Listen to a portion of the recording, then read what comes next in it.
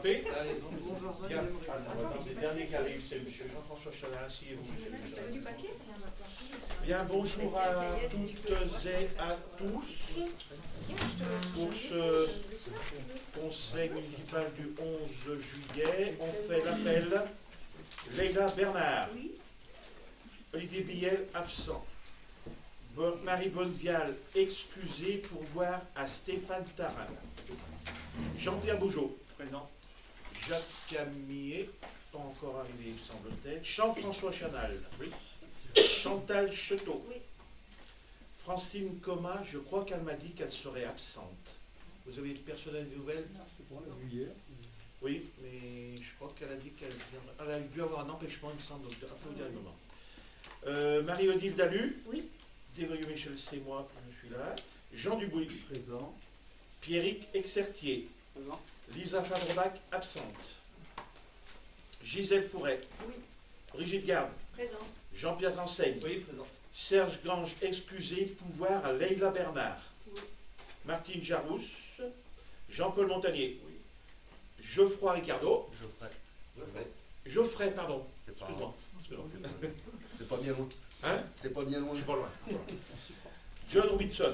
Présent. Nathalie Rollat. Présente. Stéphane Tarin. Oui. Alain Touloumet. Présent. Jean-Charles Valentin. Présent. Agnès Boron. Présente. Nous avons le quorum. Donc je déclare ce conseil municipal ouvert. Et la secrétaire de séance serait Leila Bernard. Oui. Acceptez-vous ce poste hautement? Bravo. Voilà.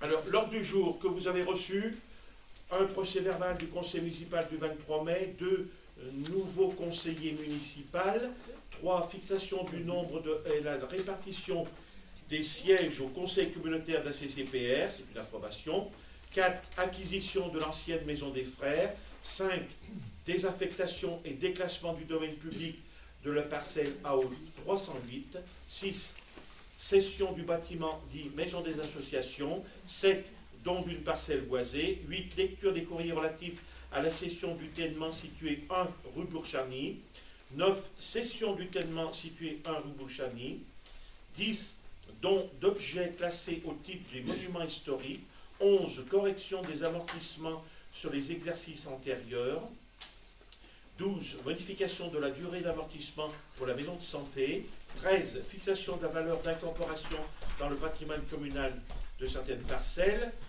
14 fixation de la valeur d'incorporation dans le patrimoine communal de nos parcelles, 15 décision budgétaire modificative, 16 convention avec la Banque des Territoires, 17 adhésion au CEREMA, 18 demande de subvention au titre du contrat Parc Région pour la réhabilitation de l'ancienne école Saint-Charles.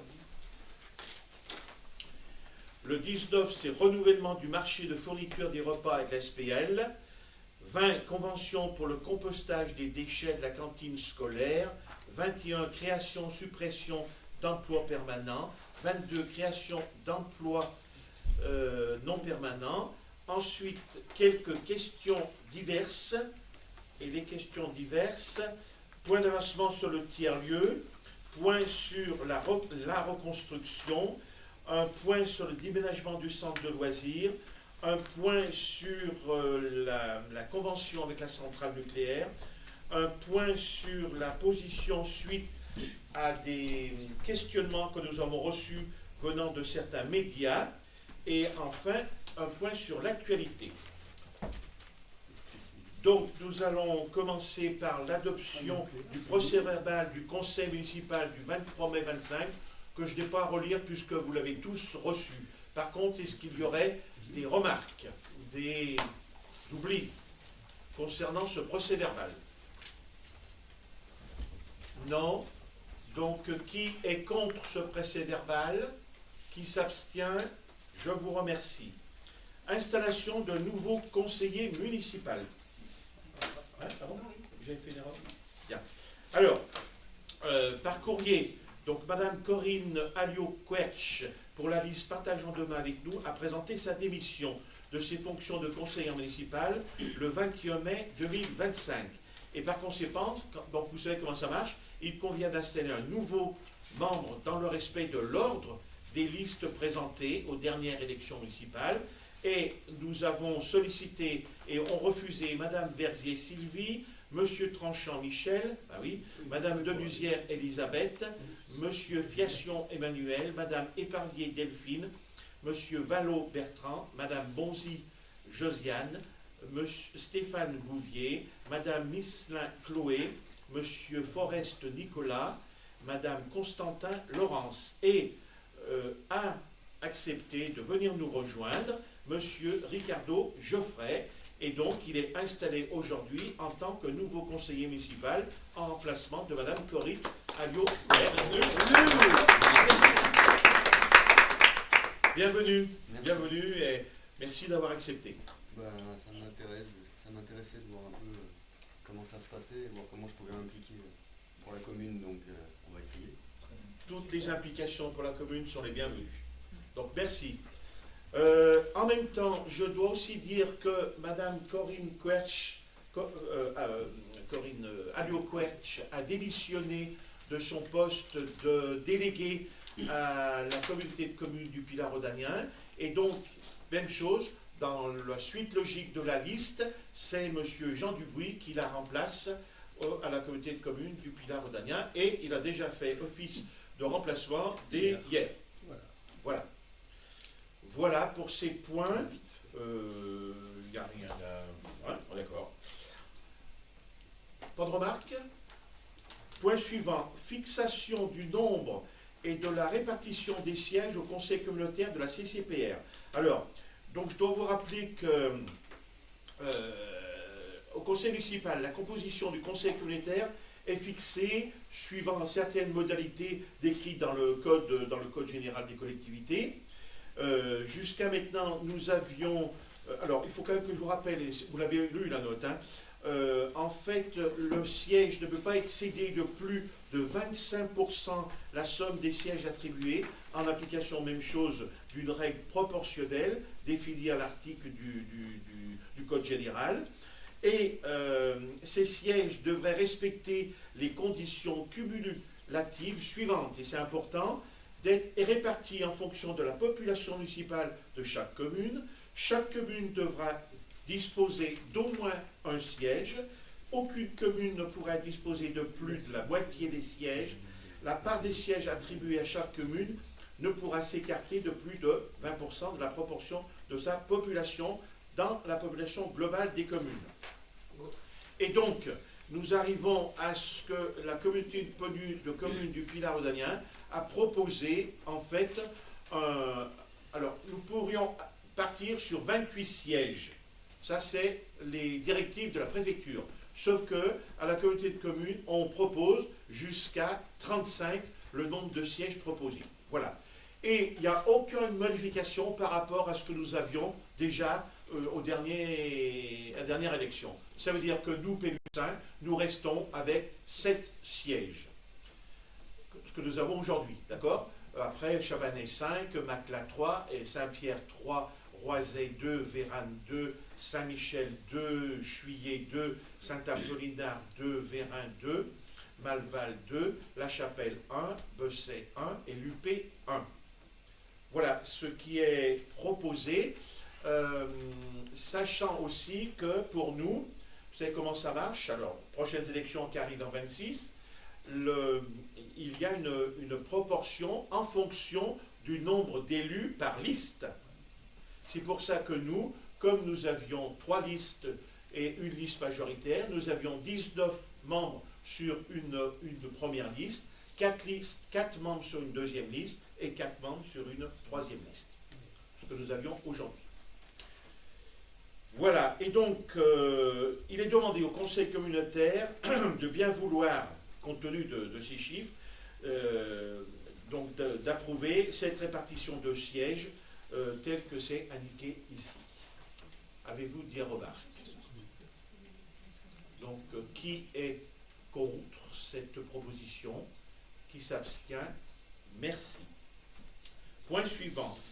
Acquisition de l'ancienne maison des frères. Je crois que c'est Jean-Pierre qui nous dit un mot. Oui. Oui, absolument. La Maison des Frères, c'est sur le tellement le site de l'ancienne école Saint-Charles. La Maison des Frères avait été achetée par l'EPORA, c'est un établissement public de l'Ouest Rhône-Alpes, c'est en 2017. L'EPORA, c'est un établissement public donc, qui rachète temporairement des bâtiments publics que la commune souhaite faire évoluer mais n'a pas de projet ou de ressources à l'instant T. Voilà, pour faire des études et qu'ensuite on peut racheter ou pas. Donc en 2017, l'ensemble des bâtiments sont rachetés par l'EPORA, donc l'ancienne école et la Maison des Frères. En 2023, dans le cadre du projet de tiers-lieu, la commune rachète les salles de classe et les extérieurs. Et donc la convention est modifiée et seule l'ancienne Maison des Frères reste à EPORA.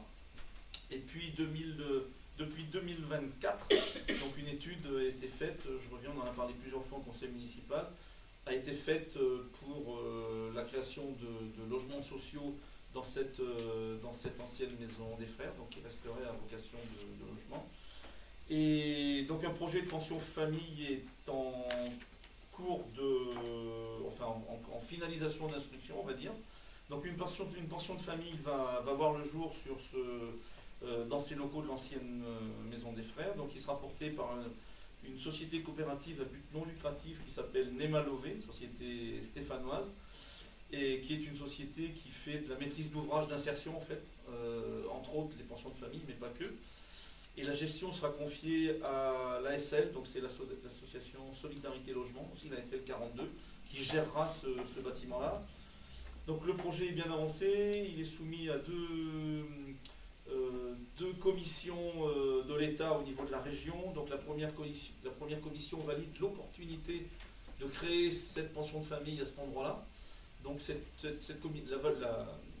la validation en opportunité a été accordée au mois de mars ou avril. Et donc depuis, avec cette validation-là, Nemalové construit son projet de financement en fonction avec une maîtrise d'œuvre qui a été choisie. Et donc la deuxième commission aura lieu, je n'ai pas la date exacte, à l'automne, le 14 octobre prochain. Et donc pour enclencher tout ça, il faut que Nemalové soit propriétaire de la Maison des Frères. Donc comment ça se passe ? Il y a un avis des domaines qui a été rendu début juillet. Il y a aussi, en fonction du prix accepté par EPORA historiquement, EPORA fixe un prix conventionnel, c'est-à-dire par rapport aux études qu'ils ont pu faire sur le tellement, etc. Donc il y avait eu des études sur Saint-Charles, il n'y en avait pas eu beaucoup sur la Maison des Frères. Donc le prix conventionnel auquel est proposée l'acquisition du bâtiment est de 188 460,52 €, donc qui est conforme au prix des domaines. Et il est donc proposé au conseil municipal d'approuver l'acquisition du bâtiment à ce prix-là. Le bâtiment ensuite fera l'objet, ne sera pas revendu, fera l'objet d'une forme de bail amphithéotique. Donc ça, c'est encore pas négocié dans les détails, mais le principe, c'est un bail très longue durée avec Nemalové, dont les conditions restent à préciser. Donc je ne m'avance pas plus parce que voilà, c'est pas encore fixé. Mais donc voilà, il est proposé au conseil d'approuver l'acquisition de ce bâtiment à hauteur de 188 460,52 €. Des questions, des remarques? Non. Alors, qui est contre cette acquisition? Qui s'abstient? Une abstention. Oh ouais. Merci. Point suivant, c'est la désaffectation et déclassement du domaine public de la parcelle AO 308 au niveau de la maison des associations. Jean-Pierre, encore? Oui, donc c'est des délibérations en deux temps, deux approbations. La deuxième étant la cession, mais en amont de la cession, il faut procéder à la désaffectation et au déclassement du domaine public de la maison dite maison des associations. Donc cette maison a été achetée en 2020. Ce projet de vente, il fait partie Non, 2000. Non, 2000. Oui, Oui, non, 2020, non. 2020, ça. Non, merci Jean. Il y en a un qui suit. Donc en 2000, ce projet il entre dans notre volonté de rationalisation des bâtiments communaux, hein, d'une part pour les économies d'énergie, d'autre part pour libérer du foncier. Enfin voilà, il y a beaucoup de nos objectifs qui convergent là.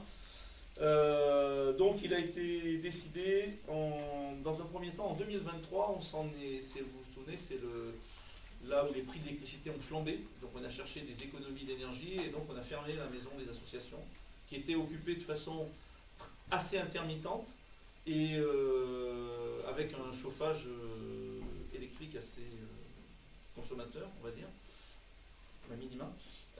Donc on a fait cet essai-là qui nous a conduit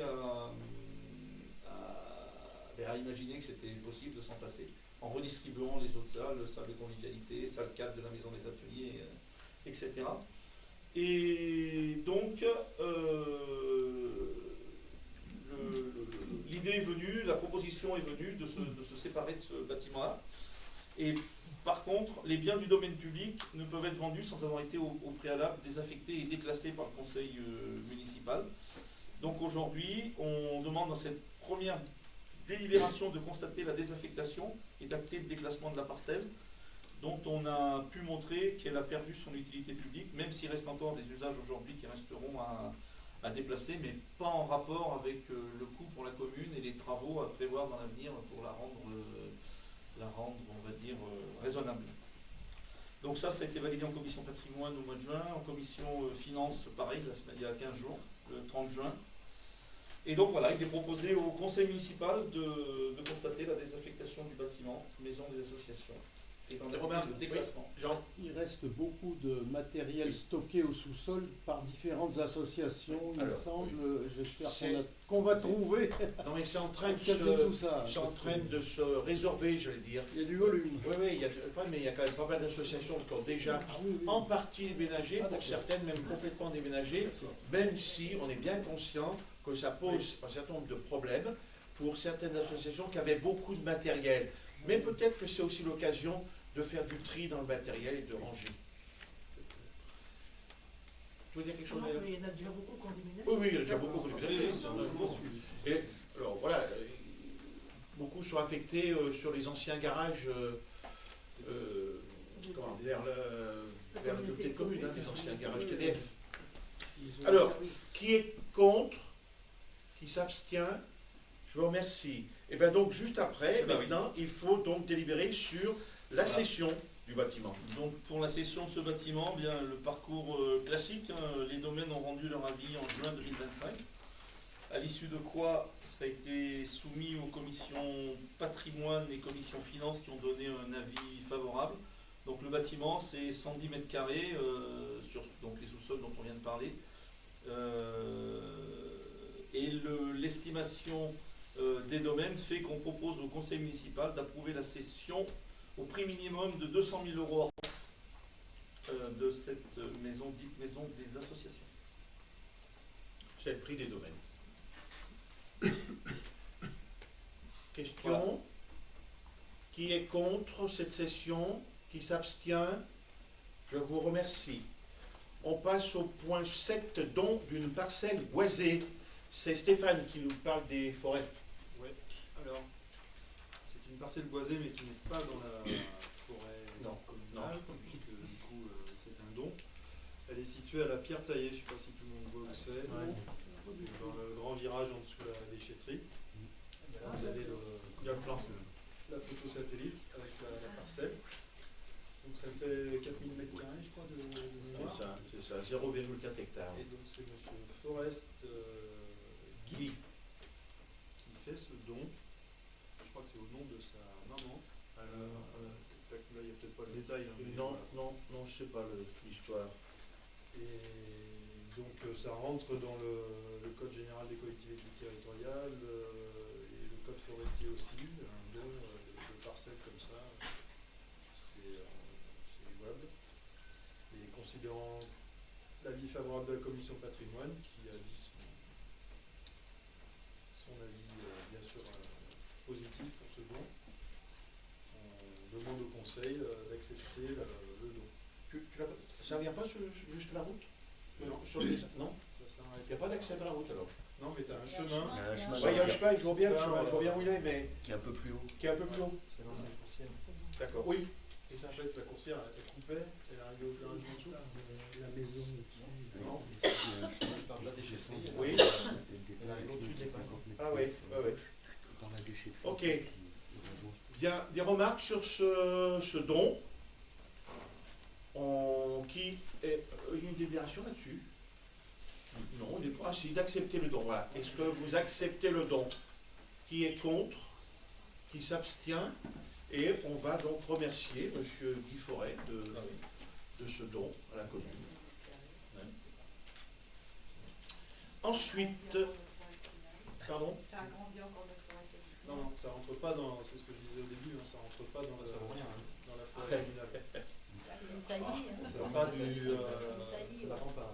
Je suis pas sûr que ça rend flou les caisses de. Ça sera du domaine privé de la commune.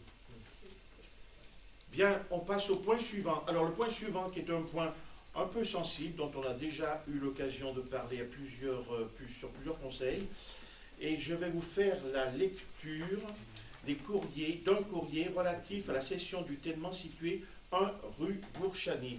Donc nous avons reçu, je vais le retrouver, nous avons reçu un courrier le 23 juin, et ce courrier, monsieur le maire, mesdames, messieurs les conseillers municipaux, et dans ce courrier, il était demandé éventuellement d'une lecture au conseil municipal. Donc, je vais vous faire la lecture de ce courrier au conseil. Devant une telle mobilisation, 720 signatures assez uniques, la municipalité ne peut qu'entendre et respecter cette volonté générale de la population. Cette nouvelle pétition concerne cette fois-ci notre opposition à la vente du bâtiment.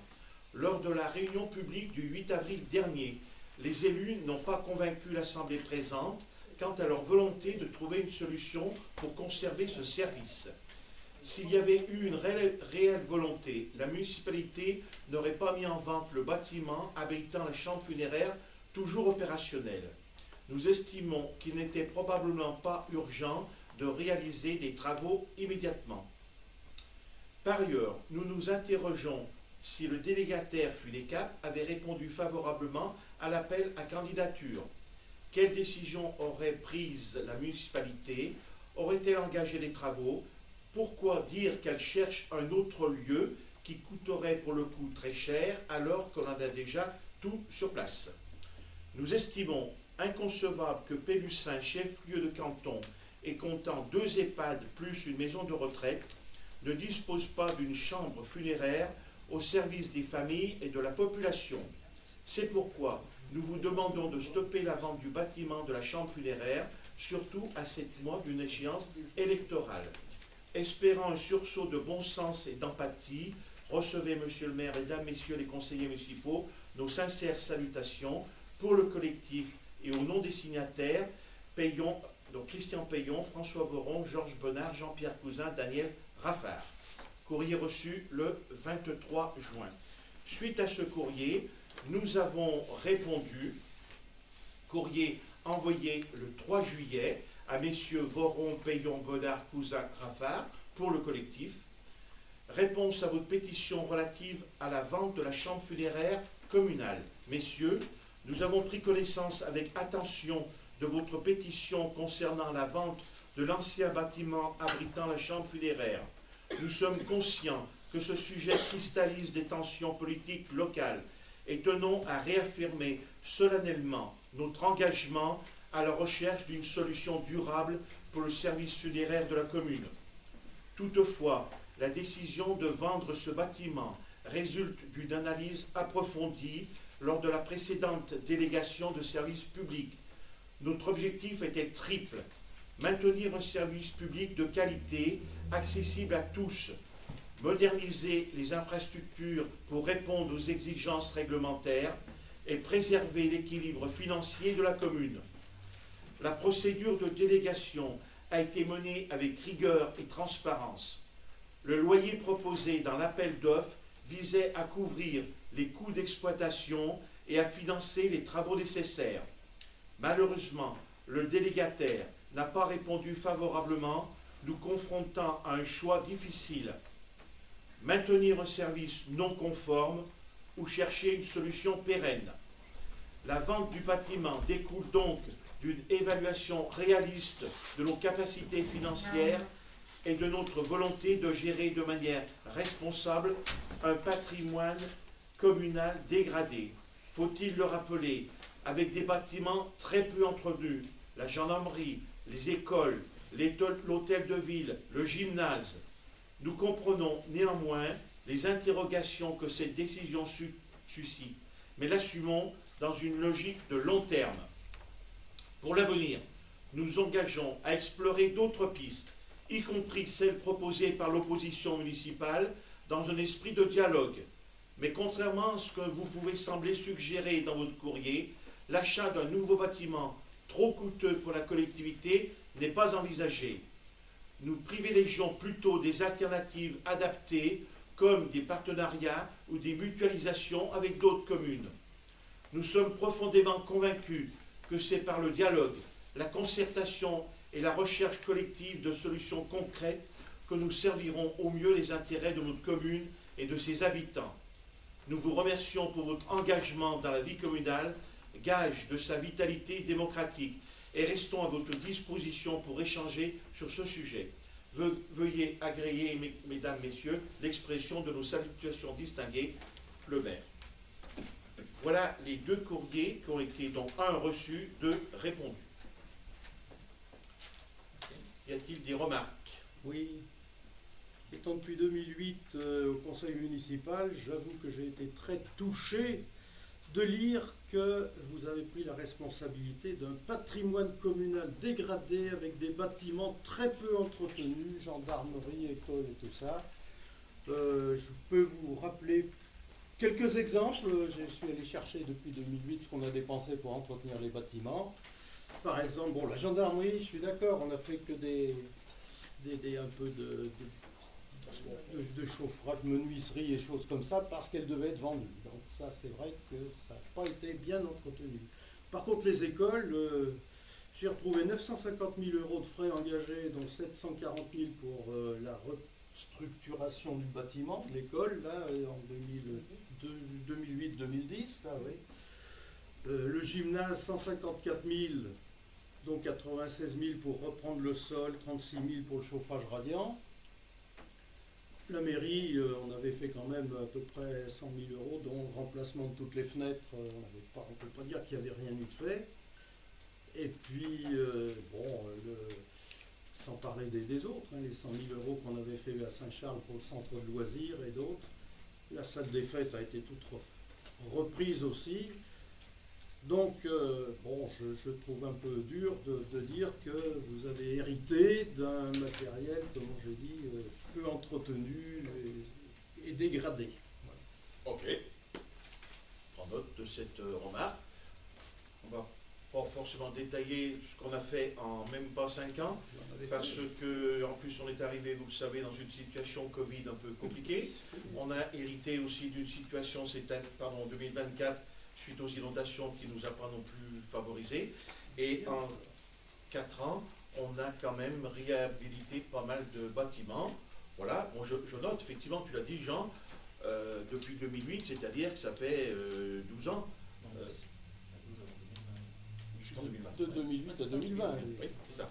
Bon, mais bien sûr, on note, sauf que l'école, on vient d'y mettre 400 000 €, la gendarmerie, on a mis 600 000 €. Voilà. On avait fait tout le... Après, c'est effectivement, on peut faire un débat de chiffre à chiffre, mais je prends un exemple aussi. On a mis 130 000 € dans le terrain de foot, par exemple. Il n'avait pas été entretenu depuis 12 ans.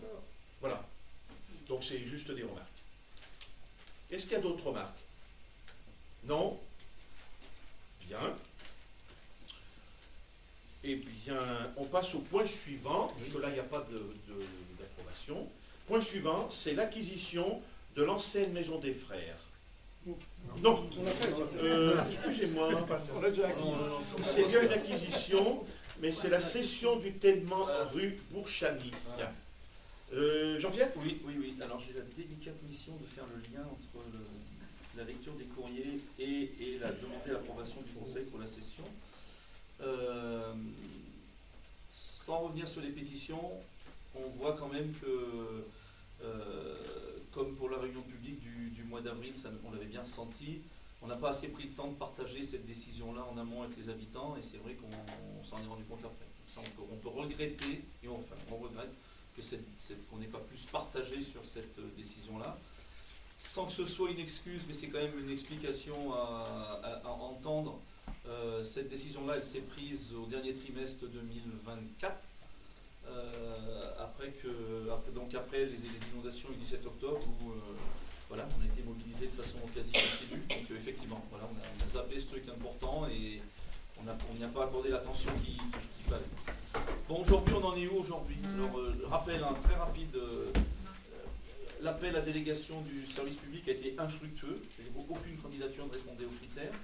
C'est cette non-reconduction de la délégation de service public qui a de fait conduit à la suppression de ce service de chambre funéraire début 2025.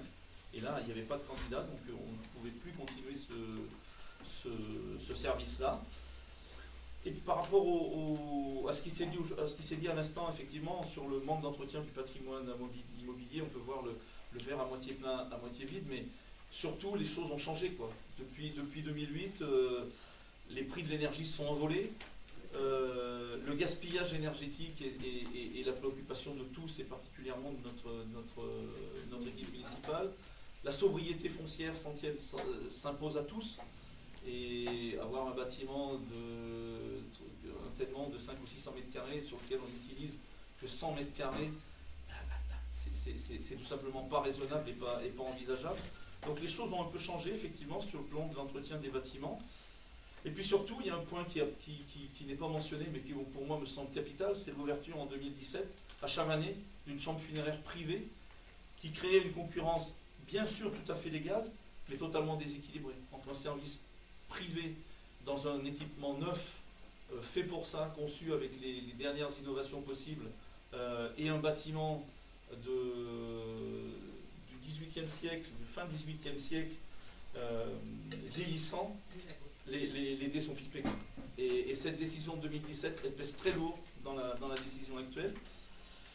Je rappelle juste, parce que pour moi c'était important, et on l'avait rappelé en réunion publique, mais ça n'a pas été tellement repris, c'est que lorsque le conseil municipal avait délibéré en 1993 en faveur de l'ouverture de cette chambre funéraire à Pélussin, c'était dans une perspective de 10 ans avant destruction du bâtiment pour aménagement du quartier.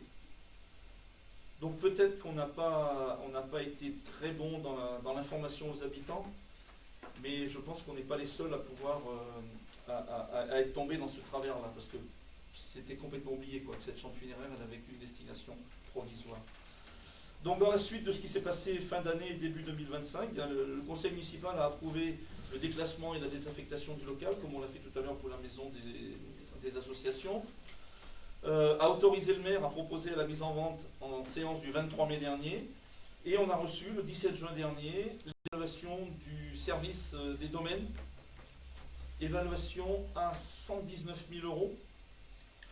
Donc cette estimation, elle confirme l'état la vétusté du bâtiment, quoi. Hein, on vient de parler de 200 000 € pour la maison des associations qui fait 100 et quelques mètres carrés. Et là, on est à 119 000 € pour un bâtiment, donc j'ai plus les chiffres, mais qui fait 300 ou 400, et c'est le tellement complet, là. Voilà, qui est. Donc on est vraiment dans un état de vétusté important. Et c'est pourquoi nous vous proposons aujourd'hui d'approuver cette cession du tellement, parce qu'il n'y a pas d'autre solution de la parcelle AP 119, sur la base de cette estimation des domaines de 119 000 € hors taxe. Des remarques? Oui. Moi, je ne comprends pas l'estimation. 200 000 à la base de maison des associations. Pour moi, il y a un terrain, c'est un coin sympa. Mais la maison en elle-même, toutes les huisseries, c'est tout à changer. La distribution intérieure à refaire. La couverture, bon, c'est des anciennes tuiles, donc je vais mettre un bémol. La maison, l'ex-maison funéraire, il y a quand même un potentiel nettement plus important. En termes de logement, on peut facilement faire 3 à 4 logements à l'intérieur qui ne pourront pas être faits dans la maison de la barge. Alors, oui, alors, Oui, mais bon, les domaines, c'est la façon dont elle fait l'estimation. Alors, Moi, je trouve qu'il y a des choses qui ne sont pas cohérentes. ce que je peux vous dire, alors on revient sur la maison des associations, mais effectivement j'ai amené les deux évaluations des domaines parce que c'est important. Donc la maison des associations, ils font du comparatif, les domaines, ce qui s'est vendu les 2 dernières années sur des choses dans le même secteur, de la même surface, et à peu près du même âge. Et on est, pour la maison des associations, à 2500 € le mètre carré. Donc l'estimation aurait dû être plutôt au-dessus de 250 000 €. Et ils ont dégrévé de 50 000 € de travaux divers et variés, en particulier menuiserie, etc. Donc ce qui explique l'évaluation qui peut paraître un peu basse. Pour le tènement et l'ensemble du bâti à rue Bourchani, l'ensemble, alors je l'ai là cette fois-ci, 106 mètres carrés au rez-de-chaussée, 97 mètres carrés, bon, 100 mètres carrés à l'étage, et des dépendances grenier, grange et atelier de 207 mètres carrés, ce qui fait 400 mètres carrés à peu près aménageables, mais dans un état très vétuste. Et c'est pour ça que cette valorisation, comparée au... ils ont fait la valorisation avec un rez-de-chaussée comparable à un commerce. C'est un commerce funéraire, mais c'est un commerce. Donc avec l'évaluation des commerces autour. Et donc ils se sont mis en dessous de l'évaluation la plus basse des commerces alentours par rapport à l'état de la chambre funéraire actuelle. Et quand on parle de ce qui pourrait être des anciens logements, de ce qui pourrait être réhabilité en logement, c'est l'état de vétusté. C'est les photos qu'on avait projetées au mois d'avril. Voilà. Donc je dois avouer qu'à titre personnel, l'évaluation m'a surprise. Je ne m'attendais pas à ce qu'elle soit aussi basse. Mais qu'elle soit notablement inférieure à l'autre, c'est pas choquant. Donc aujourd'hui, de notre point de vue, il n'y a pas d'autre solution que de se séparer de ce bâtiment-là. Voilà, si on veut être cohérent avec de retrouver de la surface pour du logement et ou pour du commerce, il n'y a rien qui interdit que un commerce au rez-de-chaussée retrouver de vie, etc., etc. Voilà. D'autres remarques? Oui. Est-ce que légalement on peut demander un prix supérieur à celui de l'estimation du domaine? Oui. Est-ce qu'on ne pourrait pas le faire? Ah mais là on demande, on n'est pas dans la négociation Non, encore. mais Oui, c'est une question pour la suite. Bien sûr, C'est ça. Oui, donc on ne peut pas descendre en dessous de 10% sans justification pour éviter les ventes, d'arrangement. Voilà. Donc l'estimation des domaines, on ne peut pas vendre en dessous de 10%. Et on peut effectivement décider de vendre au-dessus. Et dans ce terrain, il y a aussi le terrain constructible ou c'est Ah non, les terrains, aujourd'hui il y a pas une promesse de vente, une offre. une offre qui a été acceptée par la commune sur les terrains. Et donc dans les prochaines semaines, je pense que le compromis devrait être signé. D'accord. Et rien n'empêche de l'évaluer. Non, bien sûr. Bien sûr. Mais aujourd'hui, le seul montant qu'on a, c'est ça. Donc on demande l'avis du conseil sur cette estimation-là. Voilà, et c'est aux conditions des domaines qui sont bien précisées sur les limites à l'intérieur desquelles on peut... Alors les limites supérieures sont combien? Je vais vous le dire tout de suite. Attention qu'il y en ait une d'ailleurs, mais... Les limites inférieures, ça j'ai compris.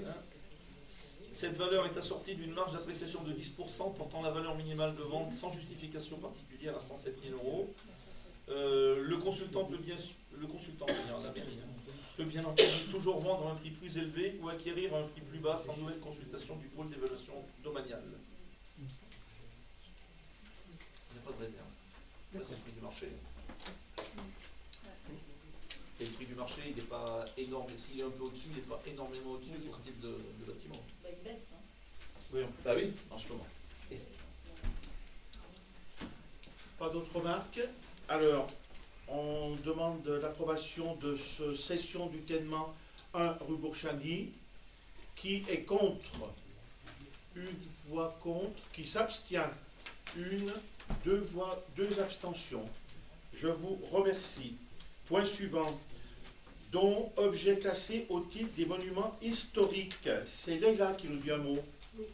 Alors vous savez, l'année dernière, au mois de juillet, on a reçu la conservatrice du département des antiquités et objets d'art du département dans une opération de récolement. Donc c'est quand l'État vient vérifier que les biens qu'il nous a confiés sont bien entretenus et sont toujours en place. Donc il faut savoir que nous avons des objets classés au titre des monuments historiques à Pélussin, à savoir un tableau, un Daniel Saraba, une descente de croix qui se trouve à l'église Saint-Jean, et deux reliquaires du XVIIe siècle, ainsi qu'une table en noyer du XVIIIe siècle qui se trouve à l'hôpital, qui était anciennement un hôpital Dieu. Donc, nous sommes allés voir ces objets et la conservatrice n'a pu que constater, à son grand dame, un très mauvais entreposage puisqu'ils étaient dans un carton, sous une étagère, dans une salle d'archives, et qu'elle a demandé à ce qu'on leur trouve un meilleur endroit. Donc, on est parti un peu à la recherche d'un endroit plus convenable pour ces œuvres qui présentent une certaine valeur patrimoniale. Et on a trouvé un accord avec la paroisse dans l'église Saint-Jean-Baptiste, donc pour pouvoir regrouper l'ensemble des objets donc, classés au titre des monuments historiques. Ces reliquaires et cette table seront entreposés dans la chapelle quand vous rentrez sur votre droite. Donc pour l'instant elle est un peu encombrée mais elle va être libérée. Et donc c'est une chapelle qui est fermée, ils seront à l'abri et en toute sécurité. Voilà, donc ces objets qui étaient pour aller au bout de ce processus, c'est assez long en fait. On a demandé à l'hôpital local de nous faire don de ces objets, donc les deux reliquaires du XVIIe et la table en noyer du XVIIIe. Et c'est ce que je vous demande aujourd'hui, c'est d'accepter ce don de l'hôpital local de manière qu'on puisse les entreposer à la rentrée à l'église Saint-Jean-Baptiste, et que la prochaine fois qu'on aura une opération de récollement, on remplira toutes les conditions de bon entreposage d'objets classés au titre des monuments historiques. Voilà, c'est important de faire les choses comme il faut. Donc ça a été approuvé à la dernière commission revitalisation du territoire du 1er juillet. Donc je vois que vous êtes tous d'accord pour accepter des reliquaires et une table en noyer. Des remarques, Alain? Au niveau sécurité, ça ne posera pas de difficultés particulières? Non, parce que la chapelle est grillagée, donc elle est fermée à clé. Et bon, après, dans l'église, il y a une partie qui est sous alarme. Au départ, l'idée c'était de les mettre dans la zone sous alarme, mais bon, c'est vrai que c'est compliqué de les mettre en évidence à ce niveau-là, puisqu'il n'y avait pas trop de rapports, enfin, c'était un peu compliqué. Alors que là, ce qu'il faut savoir, c'est que, je vais aller un peu plus loin, la directrice, Madame Masclo, donc la conservatrice des arts et des antiquités, elle nous préconise une petite restauration de ces reliquaires. En fait, les communes aussi sont tenues, non seulement, tu n'aurais pas dû poser la question, les communes en fait elles sont tenues aussi de restaurer. Donc, alors elle évalue la restauration à peu près 5 000 € et l'État serait prêt à nous fournir la moitié, 50%. Donc à la commune de fournir les 50 autres pourcents. Et pour ce faire, parce qu'on lui a clairement dit qu'on n'avait pas 2500 € à mettre dans des reliquaires, même s'ils étaient du 17e, et que pour le coup, elle nous a suggéré de faire une opération de souscription au patrimoine. Donc la commune pourrait mettre une petite somme et appeler à une souscription, appeler donc à des dons. Et c'est vrai que le fait qu'il soit entreposé et au vu et au su de la population dans un lieu public, comme une église, ça peut permettre de susciter les dons. Voilà. Et pour le coup, enfin, ça parle plus qu'un don abstrait pour un objet qui est dans une salle d'archives. Donc peut-être qu'il y aura par la suite, au conseil municipal, vous aurez à délibérer sur une souscription de la Fondation du patrimoine. Voilà. Tu as évoqué, bon ça c'est des dons qui feraient à la commune.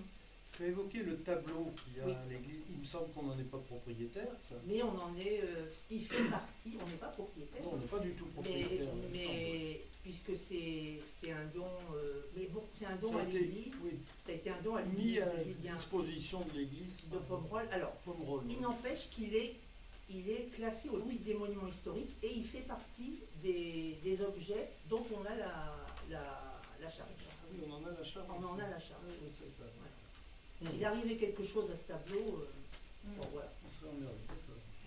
Ok. Très bien. D'autres remarques? Donc je propose d'accepter ce don. Qui est contre? Qui s'abstient? Merci. Ensuite, correction des amortissements sur les exercices antérieurs. Stéphane. Oui. Alors, je vais prendre un peu ma casquette finance, vu que Marie n'est pas là. Il va y avoir plusieurs points à suivre là, sur les finances. Je ne vais pas tout lire hein, parce que ça va être un peu rude. La première chose là la correction des amortissements, en fait, c'est ni une rentrée ni une sortie d'argent pour la commune. C'est une régularisation entre la trésorerie et la commune sur un suramortissement. Un suramortissement, pourquoi? Parce qu'en fait, c'est du matériel qui est à la médiathèque et le transfert de compétences a été fait en 2013. Et du coup, ça n'a jamais été régularisé. Donc là, il est proposé au conseil municipal d'autoriser cette régularisation. Alors, je peux vous lire, si vous voulez, tous les comptes avec tous les numéros, tous les chiffres. Je pense que vous avez déjà tout lu. Vous savez que... Voilà. Christelle, je ne sais pas si tu veux rajouter quelque chose comme info, mais... Juste qu'il n'y a aucun impact pour la collectivité, puisque Voilà. c'est quelque chose qui va se faire au trésor public. Donc c'est pour autoriser le trésor public à harmoniser son actif avec le nôtre. Donc nous, on n'a même pas d'écriture à passer. Donc voilà. Donc je vous demande d'autoriser ces différents crédits et débits et le comptable a enregistré les écritures dans la comptabilité de la commune. Qui est contre? Qui s'abstient? Merci. Modification de la durée d'amortissement pour la maison de santé pluriprofessionnelle. Stéphane, encore. Donc là, la maison de santé, on était parti sur 20 ans d'amortissement. Et la trésorerie nous a fait un petit coucou en nous disant, voilà, ça fait partie aussi de la M57. Donc ça, c'est la norme comptable actuelle. Et donc, il est nécessaire de revoir la durée d'amortissement de cette dernière, enfin de la MSP, puisque c'est un bâtiment qui va, on l'espère, vivre beaucoup plus longtemps que 20 ans. Et donc, on vous propose de partir sur 40 ans. On a le choix, on peut aller jusqu'à 50 ans, je crois.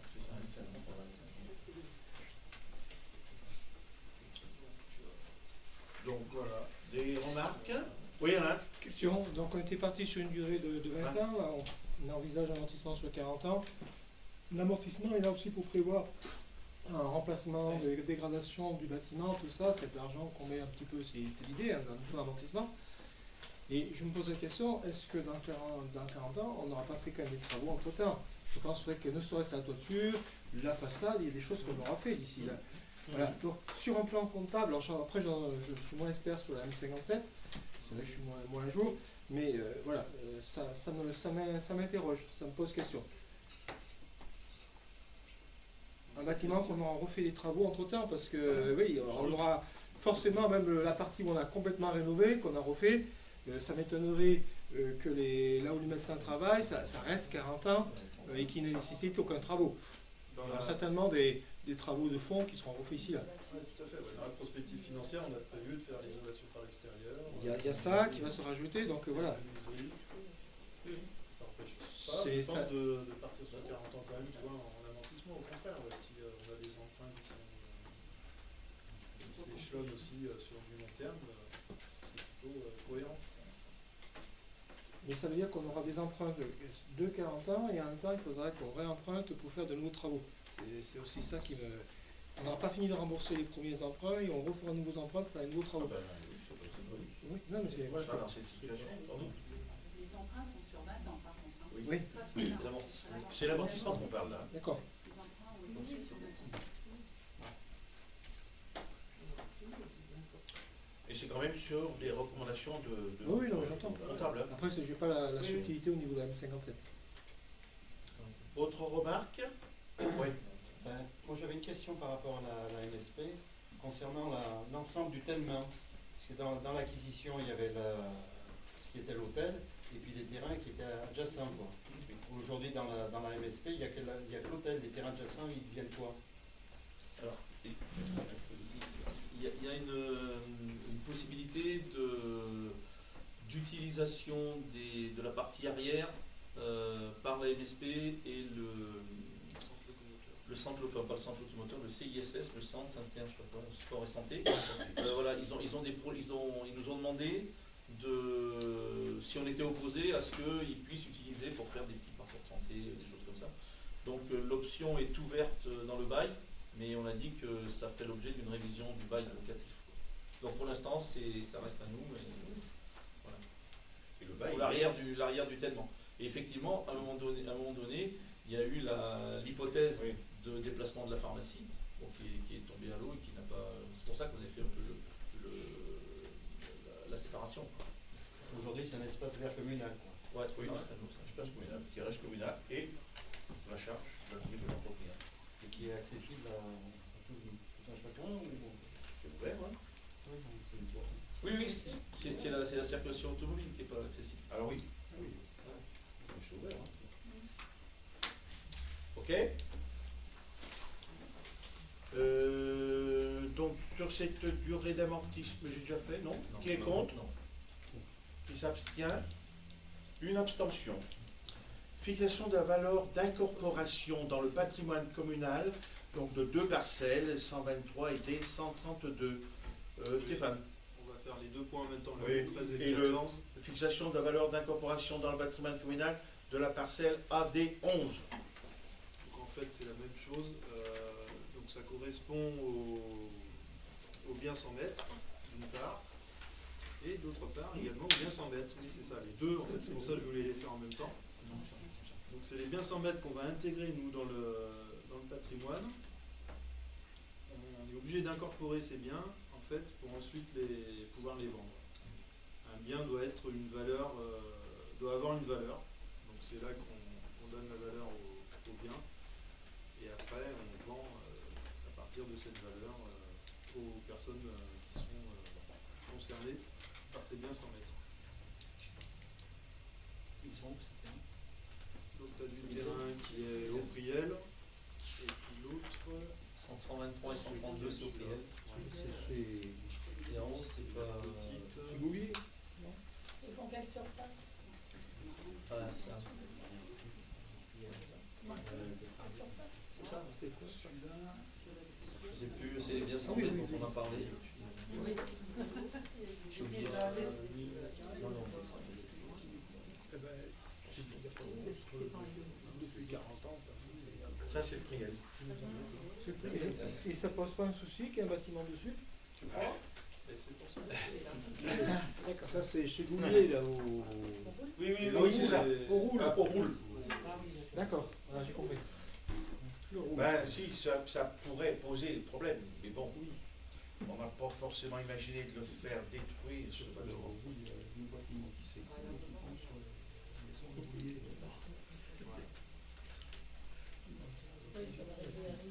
C'est une régularisation.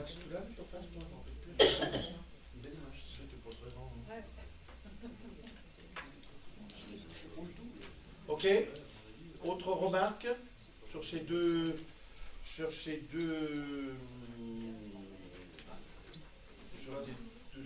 terrains. Donc il y aura une vente qui va se faire. Oui. C'est bon. On va voir. Mais c'est déjà passé. Là, on fixe. Après, on a déjà. C'est les biens 100 mètres qui sont déjà passés et qui n'ont pas été incorporés avec une valeur, en fait, tout simplement. En fait, pour la comptabilité, il va falloir qu'on les intègre avec la valeur que Stéphane a dit pour pouvoir les sortir après. C'est juste une écriture comptable. Donc c'est juste la valeur. Là, on fixe la valeur. D'accord, alors j'ai tout compris. Autre remarque? Donc qui est contre ces deux acquisitions de terrain, enfin fixation de la valeur plutôt? Qui s'abstient? Merci. Point suivant, c'est une décision modificative du budget. Sur modification numéro 2 du budget principal. Voilà. Donc la décision budgétaire modificative numéro 2 de cette année. Il y a deux choses. Donc on reparle des biens sans lettres. Donc ça, cette décision modificative permet de les intégrer. Et puis on intègre aussi la vente Bourchani et Maison des associations. Voilà. Donc comme d'habitude, les décisions modificatives, ça concerne pas des régularisations, mais comment tu dis ça, des jeux d'écriture comptable, quoi. Ouais, c'est ça. Donc là, il est proposé au conseil municipal d'approuver la décision modificative numéro 2 portant sur le budget principal tel que détaillé ci-dessus. Des remarques? Ouais, ça Oui, va. elle est là. On peut comprendre là, Jean-Pierre me les produits de cession, d'immobilisation, 23 000 € diminution de crédit. Moi j'avoue que je comprends pas. Peut-être Christelle ou pas. Ouais, je pose la main à Christelle. Sur les deux premières lignes, en fait, on voit 1155. Oui. On les voit de deux côtés, donc on dépense en recettes. C'est ce qu'on a passé tout à l'heure. C'est Oui. des écritures qu'on va rajouter dans notre actif et puis qu'on va sortir après. Donc c'est pour ça que ça s'équilibre. Et l'autre, donc les deux petits points qui sont derrière, ça veut dire les 100 000 € Et 23 000. et les 23 000. En fait, on s'est aperçu que les travaux de Saint-Charles vont commencer, on le sait, avec un petit peu de retard. Et du coup, on ne va pas toucher le fonds friche cette année. Donc, on va le toucher, mais en décalé. Et dans la prospective, on avait, dans le budget, on avait anticipé le fonds friche. Donc, en fait, on minore le fonds friche. On minore aussi, puisqu'on a reçu les avis des domaines, et les avis des domaines qu'on a passés tout à l'heure en point. Donc, comme notre prospective, on avait vu un tout petit peu plus haut, c'est une régule, et en fait, on va financer ça par de l'emprunt. Et le but de faire aussi ce financement par de l'emprunt, c'est un point qu'on va voir après, c'est qu'on est en train de conventionner avec la Banque des Territoires. Et on va pouvoir avoir des emprunts plutôt intéressants. Donc du coup, c'est l'occasion d'équilibrer en fait la section d'investissement. Voilà. On réajuste, c'est-à-dire que quand on vote le budget au mois d'avril, il y a des choses qu'on n'a pas. On n'avait pas l'avis des domaines et le fonds friche, c'était une estimation comme nos recettes. Alors du coup, là, on essaie d'aller au plus juste. Ok. D'autres remarques? Qui est contre cette proposition de décision modificative? Qui s'abstient? Je vous remercie. Point suivant, convention avec la Banque des Territoires. Donc, comme l'a précisé Christelle, c'est ce qu'on va mettre en place avec la banque. Donc, un partenariat en fait qui permet plus de souplesse pour les emprunts futurs. Vous avez eu l'annexe. C'est celui-là que tu y as la liste. Je vais y aller. Voilà. Donc, ça concerne la maison des frères avec la pension de famille, la réhabilitation de Saint-Charles, la mobilité rue Antoine Hérault, réhabilitation plateau sportif, extension gendarmerie, rénovation gendarmerie, rénovation éclairage public, rénovation école, rénovation gymnase, la reconstruction voirie et la maison de santé pluridisciplinaire. Donc ce partenariat avec la Banque des Territoires va faciliter en fait et va permettre d'avoir des prêts qui sont intéressants. Plus intéressant. Théoriquement plus intéressant qu'avec une banque classique. Si on peut dire ça, et c'est surtout que la Banque des Territoires propose des prêts à long terme, au-delà de ce que propose une banque en règle générale. Ça peut aller, je crois, même jusqu'à 60, non 40, mais c'est déjà beaucoup. Mais c'était pour le social, le truc à caractère social, c'est nous qui l'avons dit. Ah ouais, c'est 60.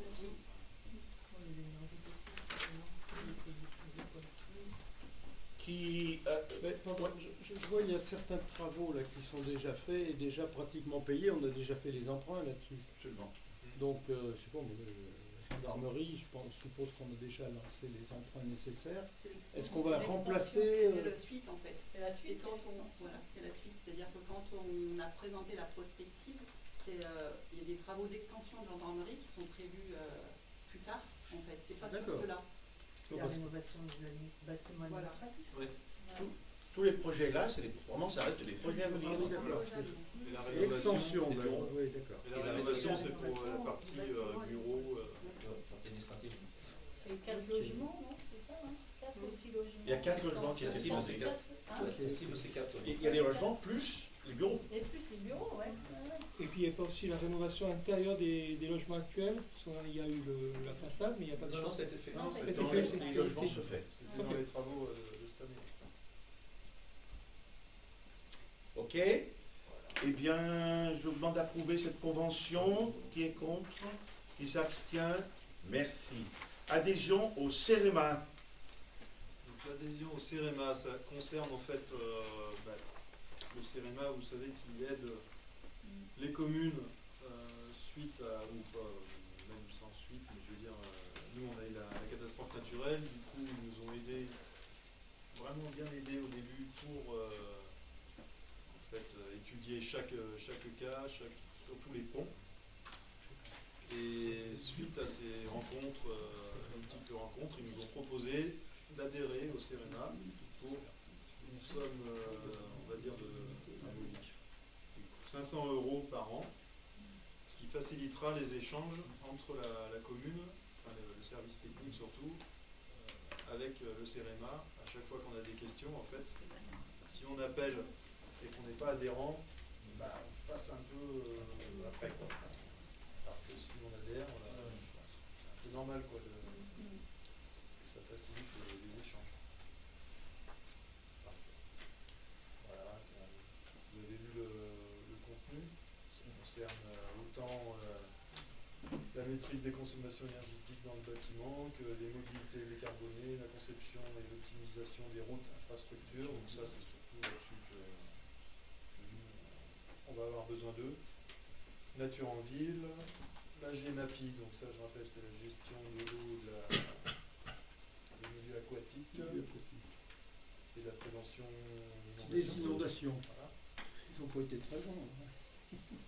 Et voilà, la prévention et la Prévention réduction des des inondations. risques naturels et terrestres. Donc, le CEREMA a un panel de Ça existe depuis très longtemps, le CEREMA, ça existe depuis 40 ans, et ils sont là pour effectivement aider toutes les communes, parce qu'ils ont des vrais professionnels, suivant les corps de métier, et c'est une somme modique et ils peuvent vraiment apporter un plus aux collectivités. C'est un établissement public CEREMA. National. Oui, c'est national. À la Comcom, on cotise aussi pour le CEREMA, non? Oui. Oui, oui. En vrai? Oui, oui. Bien. Donc, autre remarque sur l'adhésion à cet établissement, CEREMA? Je ne sais pas combien ça coûte. 500 €. 500 €, par je n'ai an. pas vu, pardon. 500 € par an. C'était pas noté, non. Ah oui, c'était pas dans Qui est contre? Qui s'abstient? Merci. 18. On en est à la demande de subvention au titre du contrat Parc Région pour la réhabilitation de l'ancienne école Saint-Charles. Jean-François Cudeux, un petit mot. Tout à fait. Donc on demande une subvention au titre du contrat Parc Région, c'est pour la rénovation énergétique des bâtiments publics en vue je vais lire parce que voilà, en vue de contribuer au volet sobriété du schéma directeur des énergies renouvelables du territoire du Pilat. Donc on demande une subvention au taux maximum qui est de 15 000 €. Ce sera pour la rénovation des menuiseries, qui est un mot estimé à 262 000 € hors taxe.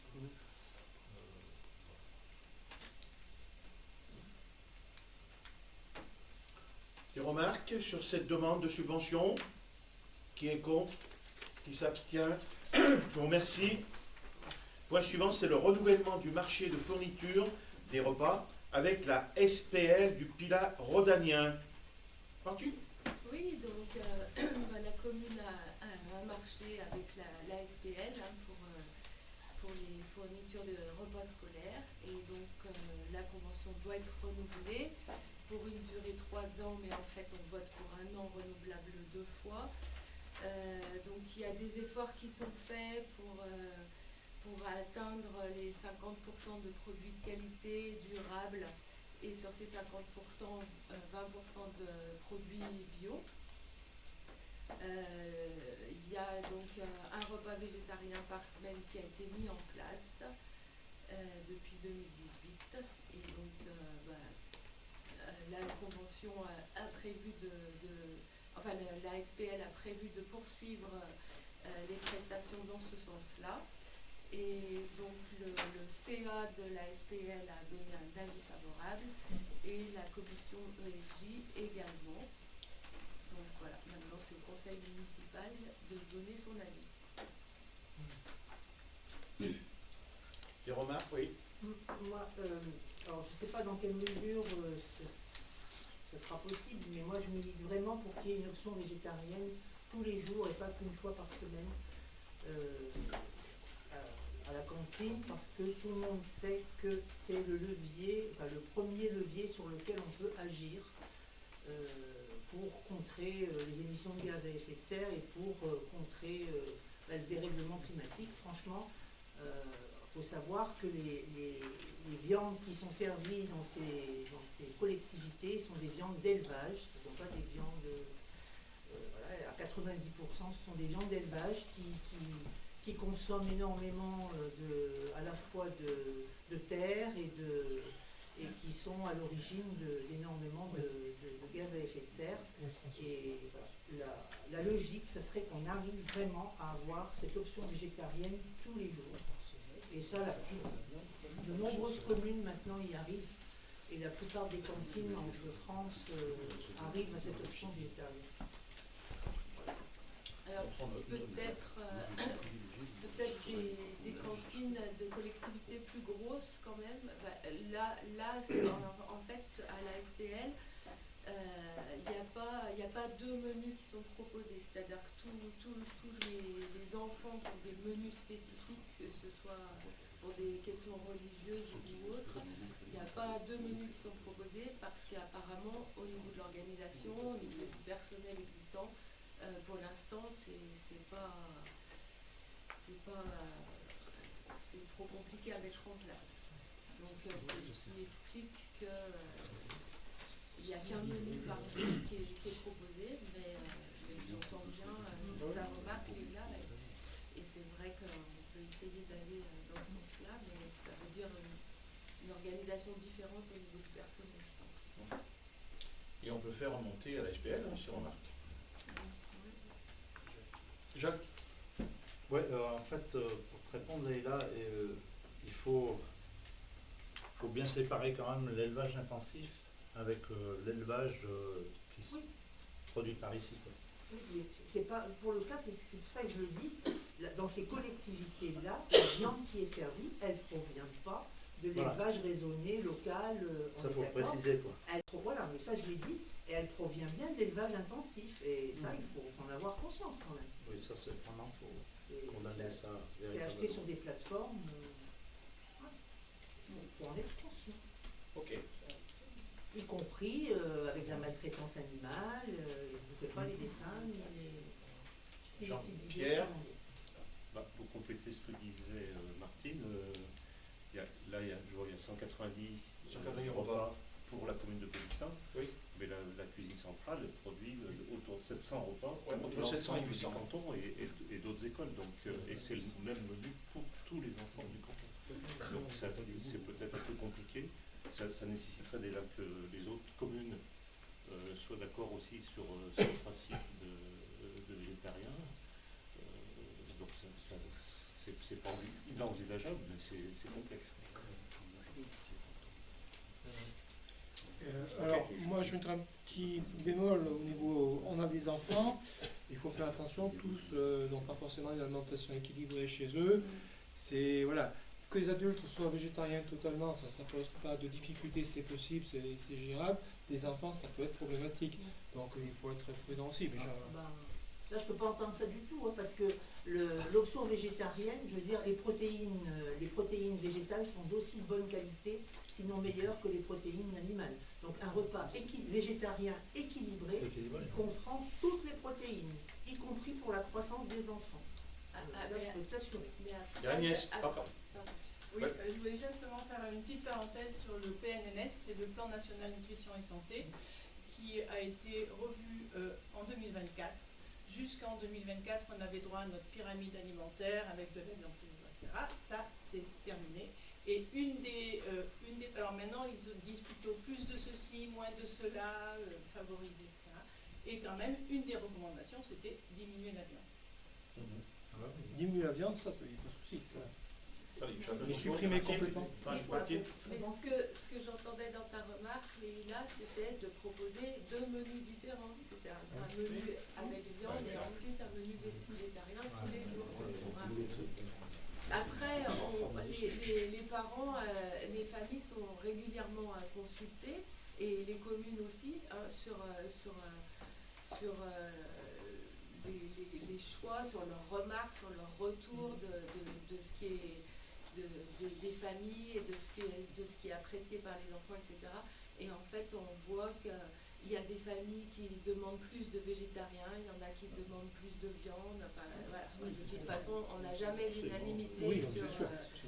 Donc après, c'est vraiment des positionnements, on va dire, politiques, quoi, de choix, de propositions. Ok. Autre remarque? Bien, donc je vous propose d'approuver ce renouvellement de fourniture des repas avec l'SPL. Qui est contre? Qui s'abstient? Merci. Point suivant, convention pour le compostage des déchets de la cantine scolaire. Agnès. Oui, la poubelle, c'est moi. Alors, en fait, depuis 2020, il est obligatoire de composter lorsqu'on est une collectivité qui produit des déchets alimentaires. Sauf que ça a été la masse des déchets, pour être précis.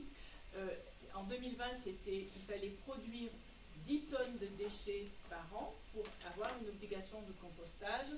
En 2023, c'est descendu à 5 et maintenant, tout le monde a obligation de compostage. Même d'ailleurs les particuliers. Donc comment faire à la cantine? Alors la cantine produit 6 tonnes de produits, de biodéchets. Alors comment faire? On avait 2 solutions. Soit composter en interne. On avait pensé, je ne sais pas si vous vous rappelez au début du mandat, à investir dans un composteur rotatif, mais c'était très cher. Ça demandait beaucoup de manutention, ça demandait des heures agents, y compris du service technique et des personnes qui travaillent à la cantine. Et en plus, ça demande, quand on fait personnellement, un tri plus minutieux des déchets. Je ne suis pas sûre qu'on puisse y mettre des produits animaux dedans, ni du fromage. Voilà. Et la deuxième solution, c'était de sous-traiter. On a demandé comment faisait le collège Gaston Batti et la cuisine centrale. Ils adhèrent ils sous-traitent avec une entreprise qui s'appelle Composton.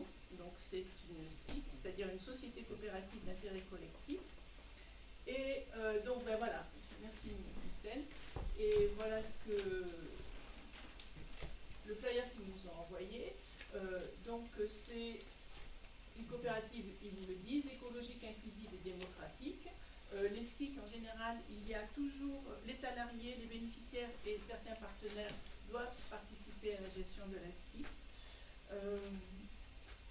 Et eux, ils nous proposent, alors c'est assez intéressant, ils nous proposent un bac de 240 litres qui nous dépose chaque semaine, propre, des sacs compostables et ou, je ne sais pas, des seaux aussi, parce qu'à la cantine, c'est les dames qui vivent dans les seaux. Et là, on peut absolument tout mettre, y compris la viande et les poissons et le fromage. Évidemment, pas les plastiques, pas les emballages, hein, comme ça tombe sous le sens. Donc il nous propose ça, une levée, une collecte une fois par semaine en période scolaire, et pour l'instant une demi-fois par semaine, c'est-à-dire une semaine sur deux en période non scolaire, mais ça peut être réajustable.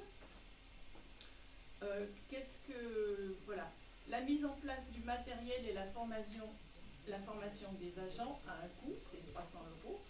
Et tout ce qu'il nous propose, ce bac, cet enlèvement, cette récolte, etc. Donc ça part après en camion au Chambon-Feugerolles, il me semble. Hein, je me trompe dans les deux Chambons. Au Chambon-Feugerolles. Et là, donc, c'est composté dans les règles de l'art, avec tout ce qu'il faut. Et ça pour la somme de 15 000 € hors taxe par an. Il y a une convention que vous avez peut-être lue, 15 064, enfin. Il y a une convention, non, pas 15 000, 1500, tu as raison, excuse-moi, je prends de la Ça commence à faire fort. 1500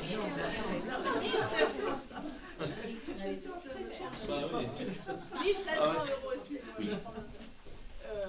Merci Leïla. Ah oui, alors il y en a qui ont eu peur là. Et donc, voilà, vous estimez vous-même le prix. La convention doit s'arrêter le 31 décembre de cette année et être reconduite pour un an. Et puis elle peut s'arrêter à tout moment si elle est dénoncée par une des deux parties, soit eux ou soit nous. Après, il y a des petites choses, c'est-à-dire que si on dépasse le tonnage sur lequel on est convenu, si c'est à partir de tant de kilos, il y a une prime à payer, quoi. Enfin, voilà. Mais on peut demander à tout moment, non, 240 litres, c'est pas assez, mettez-nous je dis n'importe quoi, 600 litres. Voilà. Donc, est-ce que j'ai été claire? Est-ce que vous avez compris à part...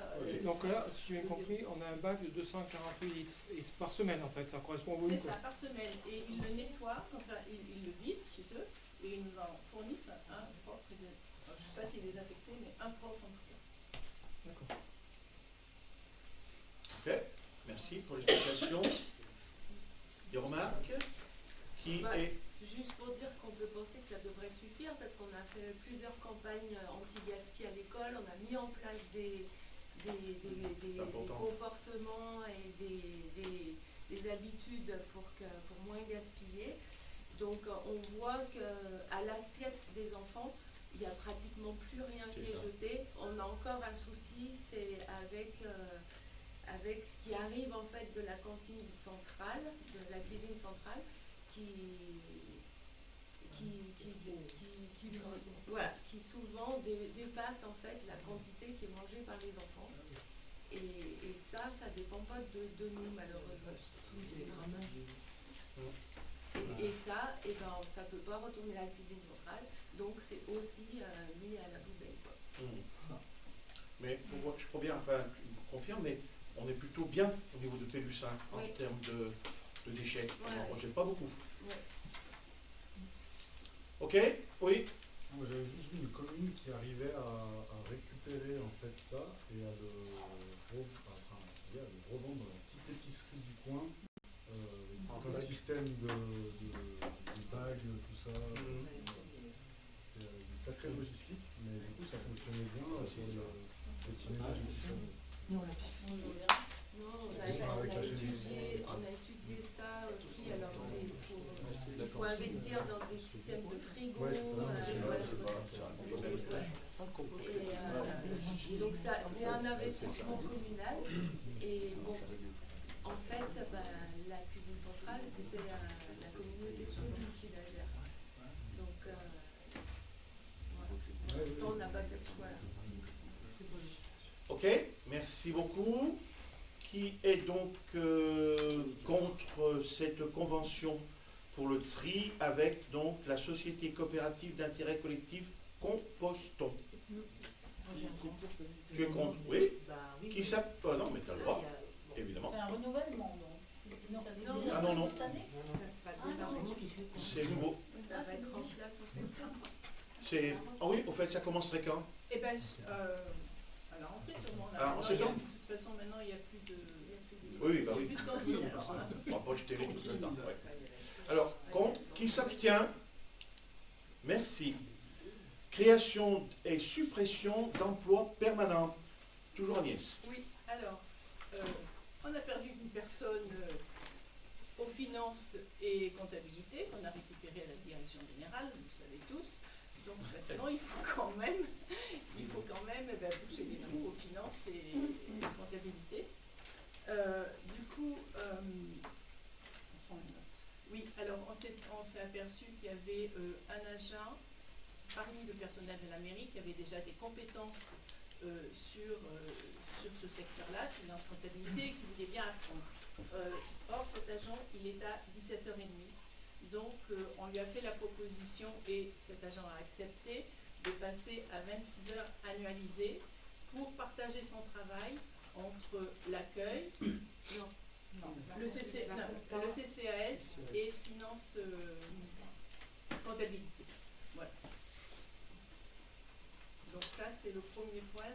Alors, donc, on est obligé de supprimer le poste de 17h30 et d'en créer un de 26 heures. C'est analysé parce qu'il y a plus de travail à l'automne et moins une fois que le budget est voté. Donc voilà, on est bien dans la suppression et création. Question? Qui est contre? Qui s'abstient? Merci. Alors donc, après, on a une création d'emplois non permanents. Oui, alors ça, on le fait chaque année. Ouais. On le fait chaque année. Hein, c'est pour renforcer les équipes, s'il y a besoin, s'il y a du travail en plus. S'il y a quelqu'un de malade, pour ces choses-là. Voilà. Donc, on vous propose un emploi administratif de 35 heures et 2 adjoints techniques, un de 35 heures, c'est au cas où, et un de 20 heures, ça serait plutôt pour la cantine des écoles quand il manque du monde pour servir les repas, et un adjoint administratif de 28 heures, ça c'est pour compenser. Alors, quand on avait Marie Coudéras, elle s'occupait beaucoup de communication, le fait qu'elle soit partie, on a une autre personne, mais ça ne suffit pas, on voudrait augmenter son taux horaire, je ne sais pas si c'est taux ou non, enfin, sa quotité horaire à 28 heures, elle est à 17h30 pour l'instant. Voilà. Et puis, j'allais dire autre chose, mais j'ai mangé ce que j'allais dire, donc j'espère que ça va suffire, sauf si ça sort en question. C'est pas des emplois. Ces emplois. Non. Ben, oui, au cas où. Ah oui, en fait, si vous voulez, le prochain conseil municipal, il est en septembre. Mettons on a la date, non? Fin septembre. 26. Le 26. Mettons que en début septembre, il manque quelqu'un à la cantine. Eh bien, on est obligé d'attendre le 26 septembre pour pouvoir embaucher quelqu'un pour remplacer. Donc, c'est un peu dans ce but-là, quoi, d'avoir sous la main l'ouverture. Oui, c'est pas Ok. Remarque? Une question, donc sur le dernier poste administratif, adjoint administratif, donc on est bien dans le cadre des postes, dans le cadre des accroissements temporaires d'activité. Donc son poste reste à 17 heures de base, et puis si besoin, elle peut passer à 28 heures, j'ai bien compris? Non, elle passe à 28. Elle passe à 28 heures. Là, c'est plus un poste temporaire, c'est un poste permanent à 28 heures. Non, Au lieu de... c'est temporaire, c'est un contrat, c'est une contractuelle et ça s'arrête fin décembre. On peut peut-être prolonger un petit peu, mais pas beaucoup. D'accord. Autre remarque? Donc on propose cette modification. Qui est contre? Cette création, pardon. Non permanent. Qui s'abstient? Merci. Eh bien, on arrive aux questions diverses. Alors, quelques mots sur point d'avancement du tiers-lieu. Jean-François? C'est moi. Comme vous le savez, le permis de construire a été posé le 5 juin. Ensuite, il y a les lots de consultation des entreprises qui vont être lancés cet été. Il y a 2 lots. Le premier lot, c'est le désamiantage, démolition et curage qui sera lancé fin juillet jusqu'à fin août, début septembre. On aura la notification au CM de fin septembre. Et ensuite, les autres lots seront lancés fin août. Voilà, pour une durée de 5 semaines, il me semble, de mémoire. Et ensuite, autre actualité, comme vous l'avez peut-être déjà fait, le vote pour le choix du nom du tiers-lieu, qui a été lancé avec donc une proposition, 10 noms qui ont été proposés par le groupe de pilotage issu d'un sondage à la population, voilà, où on a récolté plus de 90 noms. Voilà, donc c'est jusqu'au 29 août qu'on peut voter. Donc voilà, à vos tablettes maintenant, on n'est plus devant papier. C'est fini le papier. Voilà. Que dire de plus? Si je peux vous dire qu'il y a déjà 293, il y a déjà eu 293 votes. Voilà. Merci. Je vais me boucher les oreilles pour avoir une On va tendance. voter. Pas de tendance, hein, mais voilà, 293 votes, il faut aller voter. Voilà. Merci Jean-François. Mot sur la reconstruction, où on en est? Oui. Donc un petit point reconstruction. Donc pour Geoffrey, je précise reconstruction de la voirie suite à la catnat, enfin la catastrophe naturelle du 17 octobre. Donc on fait un point par étape, par lieu. Donc on commence par le Berthoir bas, où là on a des soucis avec la rampe d'accès avec le chemin temporaire. Les voitures patinent, enfin c'est compliqué. Et du coup, on a demandé à l'entreprise Montagnier de faire 2 bandes de roulement pour faciliter le passage des véhicules. Donc, je ne sais pas si je rentre dans le détail, mais techniquement, ces 2 bandes de roulement vont résister voilà, au patinage et vont faciliter la montée des véhicules et la descente. Pour le Berthoir haut, donc au-dessus du pont de la départementale, on a demandé un devis pour la reprise du mur de soutènement sur 3 mètres de haut. Pour le chemin d'accès, pour monsieur et madame Guéry, qui sont derrière le gîte, enfin, la chambre d'hôte, et qui accèdent actuellement par le dessus. C'est un petit chemin rural qui descend, et il y a une passerelle. Et cette passerelle, le mur de soutènement qui est dessous a été impacté par les inondations. Donc voilà pour le Berthoir. Je passe à la Valancise. Donc là, on a le cabinet de géomètre Julien Associé qui doit nous envoyer les plans topographiques pour que le bureau d'études puisse travailler sur le sujet. Donc le sujet, c'est en fait, on va aménager le carrefour au niveau des Bleuets et Pompaillé, sur la rue de la Valancise. Et on a besoin des cotes du géomètre, puisqu'on les avait, il nous avait ça avait été tout fait déjà avec les projets précédents. Donc ils doivent nous les transmettre. Voilà pour la Valancise. L'impasse de la Soie, donc là c'est pareil, on a des travaux qui doivent être effectués sur le mur de soutènement et le mur de soutènement qui est vers la départementale et celui qui est après l'usine quand vous rentrez dans l'impasse de la Soie. Donc là on a des devis de Rigory Maçonnerie, TNDA et Réguillon, sont 2 autres entreprises de maçonnerie.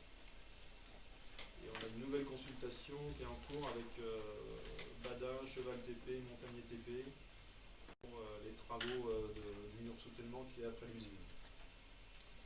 Et là, on a une étude géotechnique par contre qui est prévue. Donc, on est en attente de l'étude là, qui est faite par Céligéo.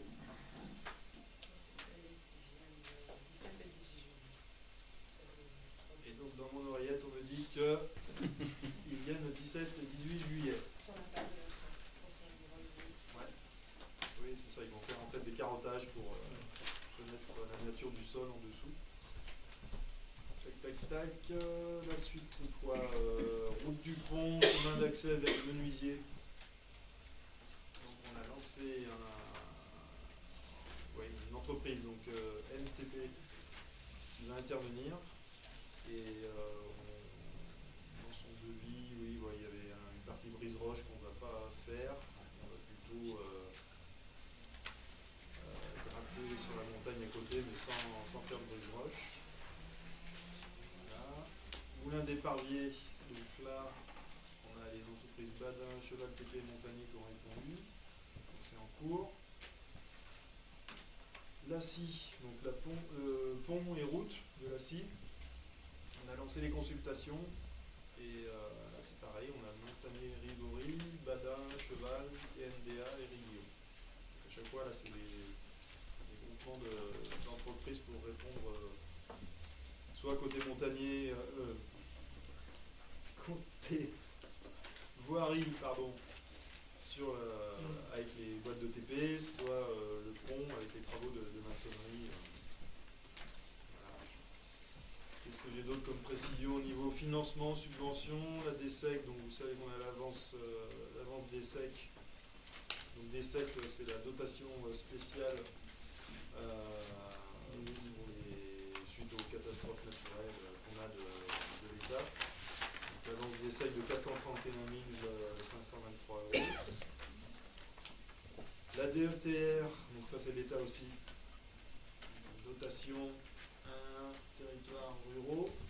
Christelle, c'est quoi déjà le DETR? L'équipement pour les territoires ruraux. Là on a eu la notification de 78 929 €. Tac, dernière chose. Oui, avec le CEREMA, on a une visio qui est prévue là, pour la route de la Scie, enfin le pont de la Scie et l'impasse de la Soie. On a une visio qui est prévue le 6 août. Voilà ce que je peux dire sur la reconstruction pour Et le pont du Moulin l'actuel. Pont du Moulin, on n'a encore rien de démarré. Attends, si je le retrouve là. Il n'y a rien de changé par rapport à la dernière fois, ce que je vous ai dit.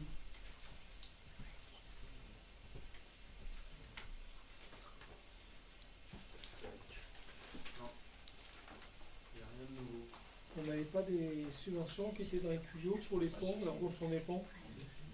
Et ça, on a des nouvelles un petit peu ou... Alors les subventions, on sait quel taux on va avoir de subventions.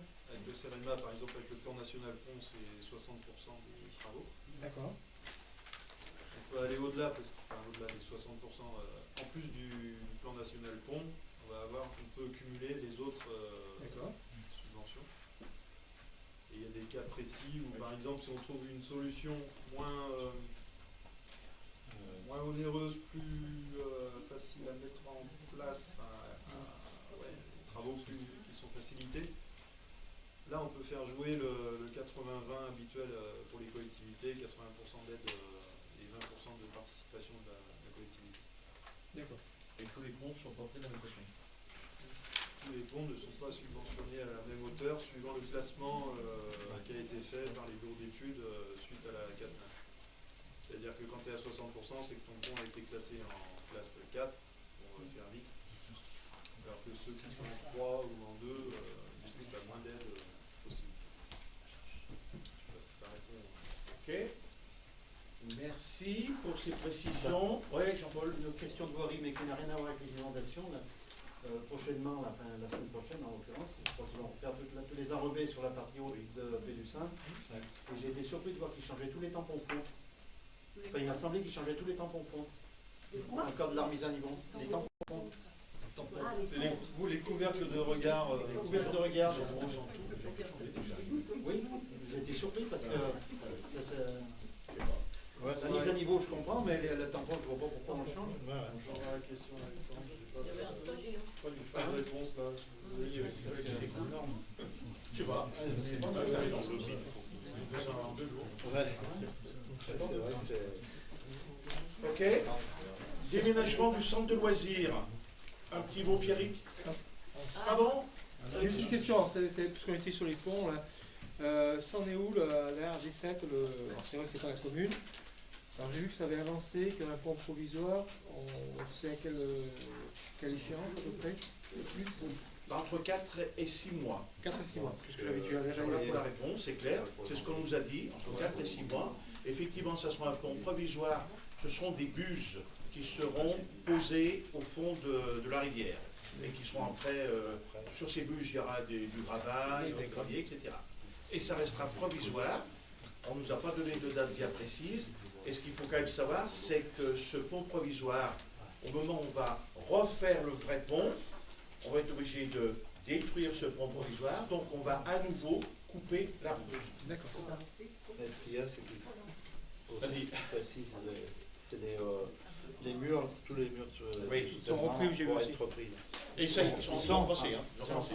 Il y a un kilomètre. Hein, il y a un kilomètre, je l'avais vu. Il n'y a plus un kilomètre à Oui, reprendre. j'ai vu, c'était bien déchaussé par le dessous. Ah oui, vachement. Ok. Aménagement du centre de loisirs, Pierre Ricamo. Déménagement. Oui, déménagement. Ah voilà, c'est fait. C'est déménagé. Bravo. Non, donc juste pour le contexte, suite au projet de tiers-lieu sur l'ancien site de l'école Saint-Charles, le centre de loisirs doit aménager provisoirement sur le site de l'école publique.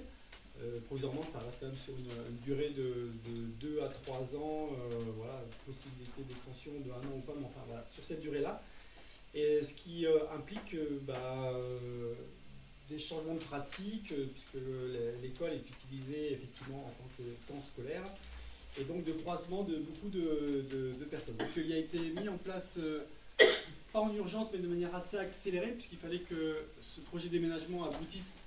Alors au début c'était la rentrée scolaire 2025-2026, mais ça a été décalé du coup aux vacances d'automne, ce qui permet d'avoir un petit peu plus de souplesse. En tout cas, il faut assez rapidement arriver à accorder les usages de chaque partie. Et dans les parties, nous avons les enseignants, nous avons aussi le personnel accompagnateur des enseignants, donc les assistantes maternelles, nous avons aussi le personnel agent de nettoyage de ménage, nous avons aussi les agents du centre de loisirs, nous avons aussi les parents d'élèves et puis la commune qui est un petit peu responsable de tout ça.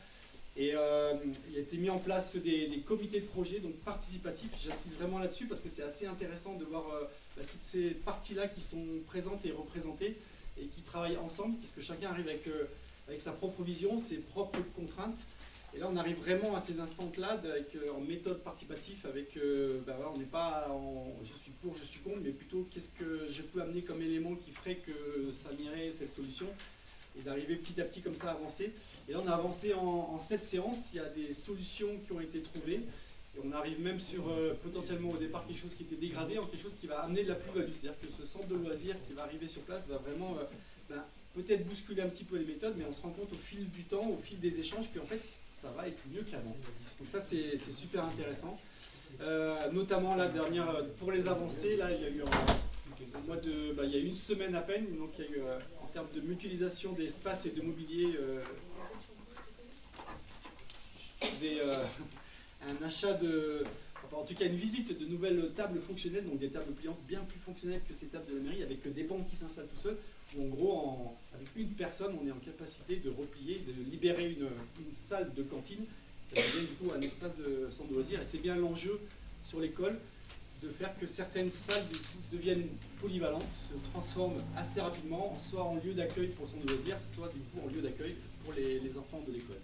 Donc là, ça concerne aujourd'hui l'école primaire et l'école maternelle. Donc ces deux sites vont être réorganisés avec la bonne volonté de tout le monde. Et voilà, le prochain, donc là on a mis une petite pause quand même au niveau de ces réunions de travail là. On a beaucoup avancé. La prochaine réunion, ça sera à la rentrée au 15 septembre. La gestion des flux des élèves aussi, comment on fait pour du coup mélanger, pas mélanger, tout ça a été posé aussi.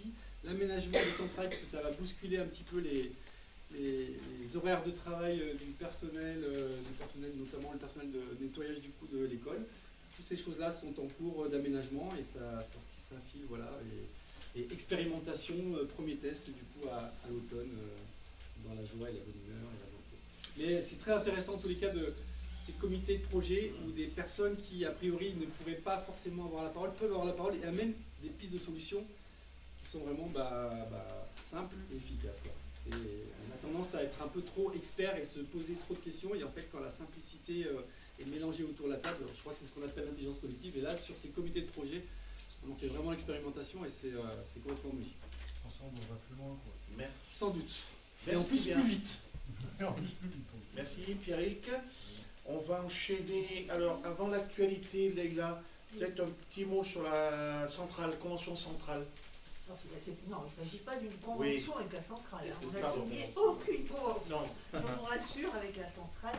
Il s'agit de la consultation. Du public. Donc c'est l'ASNR, c'est l'autorité de sûreté nucléaire et de radioprotection, qui a ouvert son site internet à la consultation du public sur les conditions de la poursuite de fonctionnement des 20 réacteurs de 1300 MW électriques d'EDF, dont ceux de la centrale de Saint-Alban, au-delà de leur 4e réexamen périodique. Il y a un examen périodique tous les 10 ans, donc au-delà de 40 ans. Là, on s'est prononcé pour la poursuite de fonctionnement de ces réacteurs au-delà des 40 ans pour lesquels ils étaient conçus.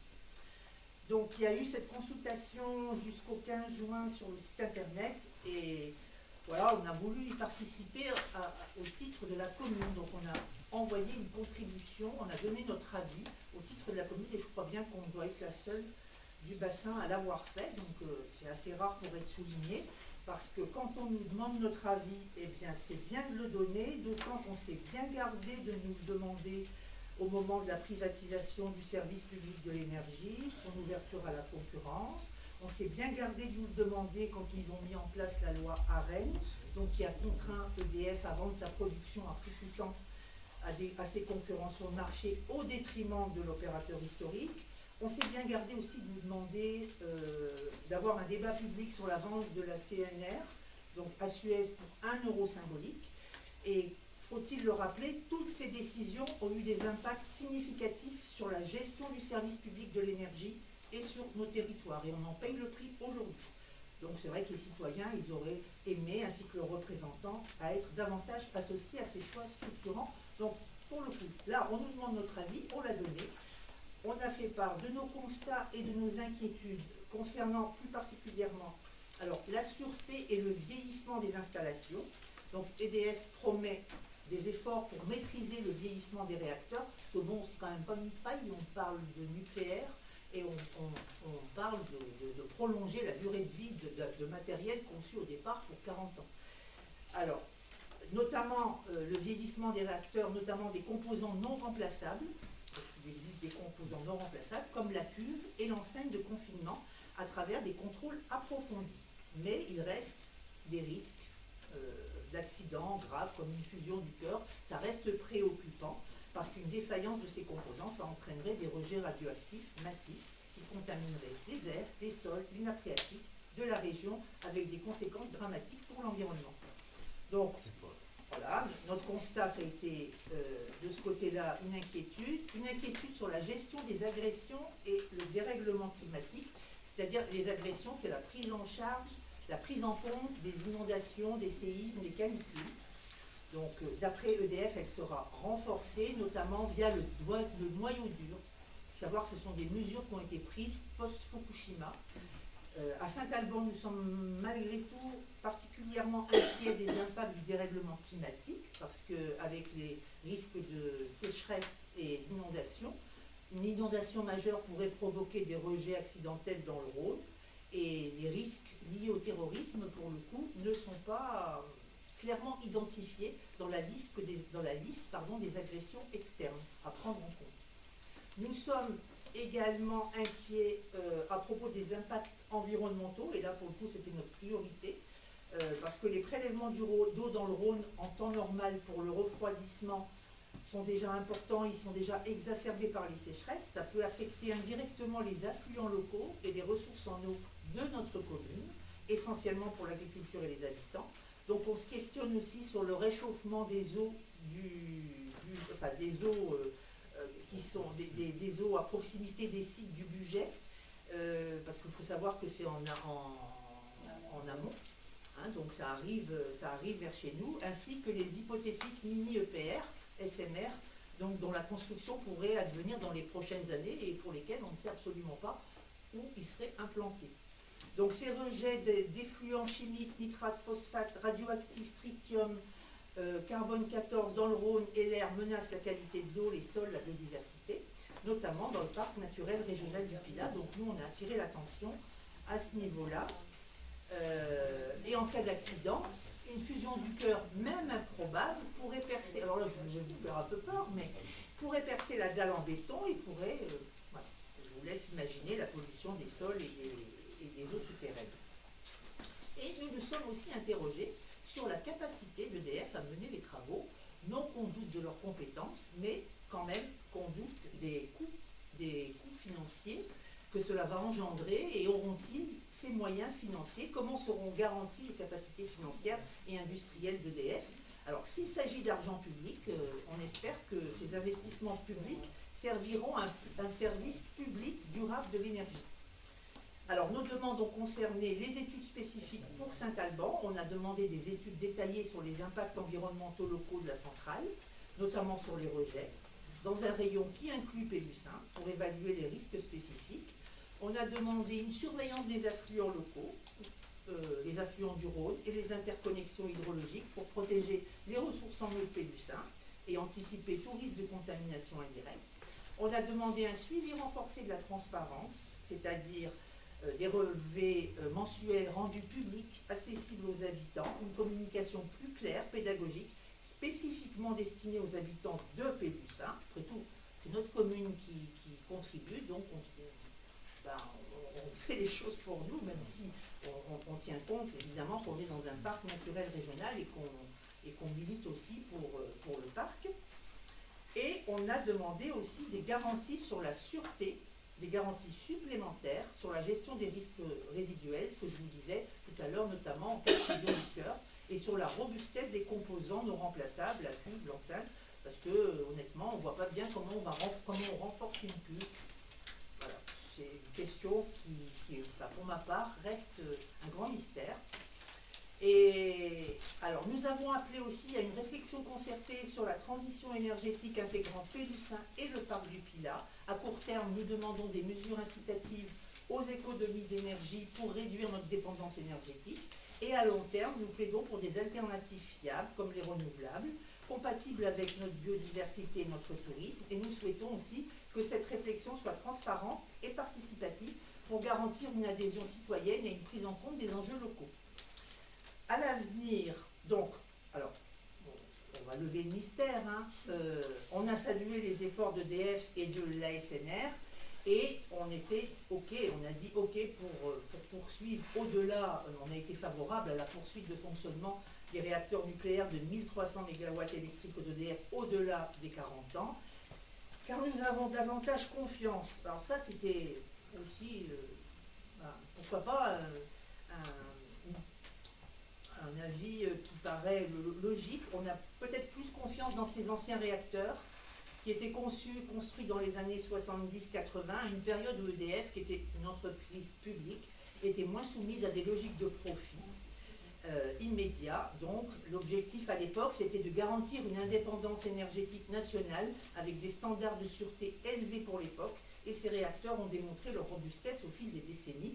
Nous estimons donc qu'il est préférable de consolider ces infrastructures éprouvées tout en restant vigilants sur leur vieillissement plutôt que de s'engager dans des projets plus incertains. Tout le monde a entendu parler de l'EPR dont les retards et les dysfonctionnements persistants interrogent sur leur fiabilité. Voilà. Mais nous plaidons pour une réflexion à long terme sur la transition dont je ne veux pas tout refaire. Voilà. Et on a signé ce courrier pour la majorité municipale de Pélussin.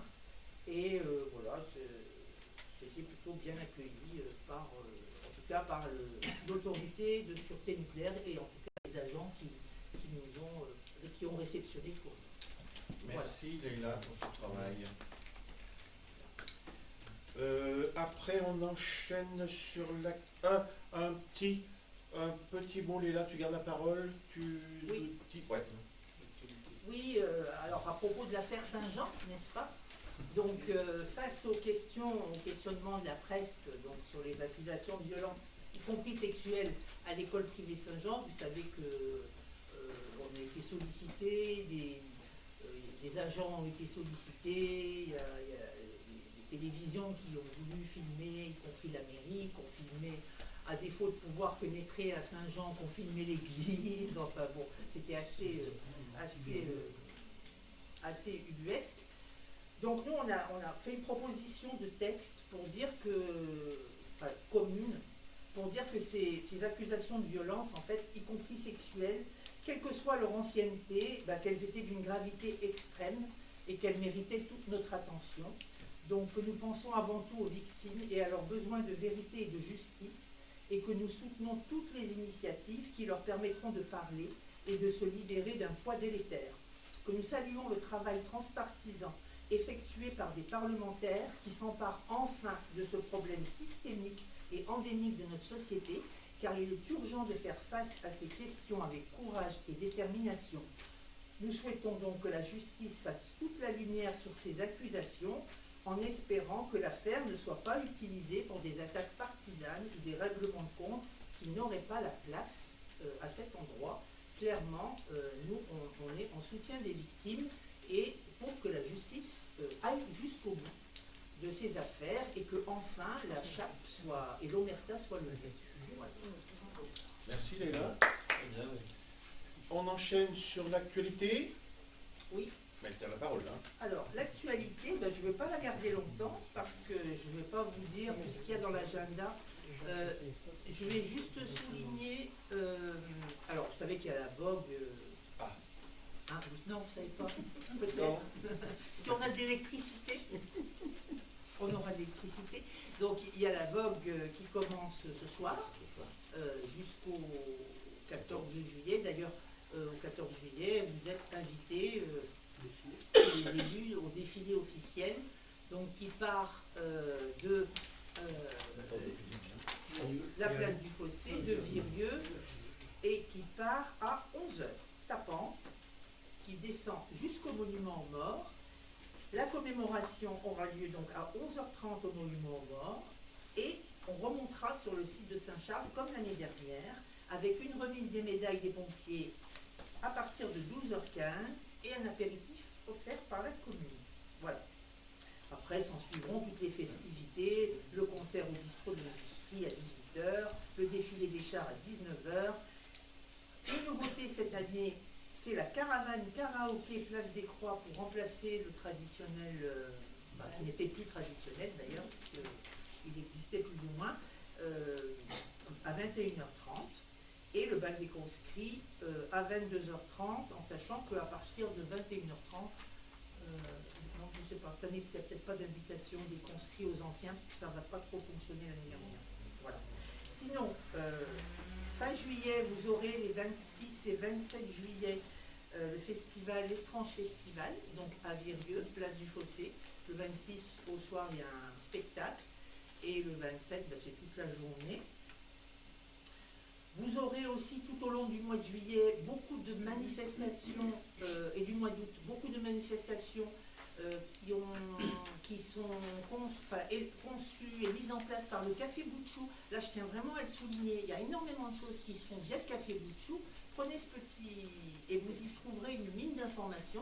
Il y a aussi le petit théâtre du Pilat qui a son programme de voix et musique, donc qui est un programme assez riche aussi.